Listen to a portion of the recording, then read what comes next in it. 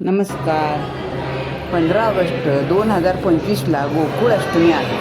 श्रावण महिन्याच्या कृष्ण पक्षातील अष्टमीला गोकुळ अष्टमी हा सण आहे. या दिवशी रात्री 12 वाजता कृष्णाचा जन्म झालेला आहे.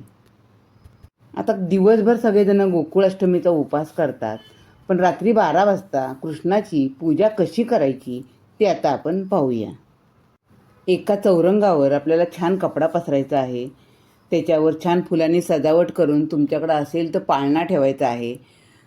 कृष्णाला एका ताम्हणामध्ये घ्यायचं आहे.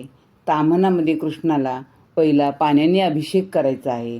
पाण्याने अभिषेक केल्यानंतर त्याला पंचामृताने अभिषेक करायचा आहे. पुन्हा पाण्याने अभिषेक करायचा आहे. नंतर तो स्वच्छ कृष्ण धुवून घ्यायचा आहे. नंतर त्या कृष्णाला हळद, कुंकू, अक्षता व्हायच्या आहेत. त्याला जर तुम्ही आणले असले तर छान कपडे घालायचे आहेत आणि मगच त्याला पाळण्यामध्ये बसवायचं आहे. पाळण्यामध्ये बसवल्यानंतर हळद, कुंकू, अक्षता वाहून त्याची पूजा करायची आहे. कृष्णाला हार, फुले घालायची आहेत. त्यानंतर आपल्याला कृष्णाच्या पाया पडून कृष्णाला सुंठवड्याचा नैवेद्य दाखवायचा आहे. त्यानंतर कृष्णाला आपल्याला दही पोह्याचा नैवेद्य दाखवायचा आहे. नंतर आपण जो काही महाप्रसाद केलेला आहे त्याचाही नैवेद्य कृष्णाला दाखवायचा आहे.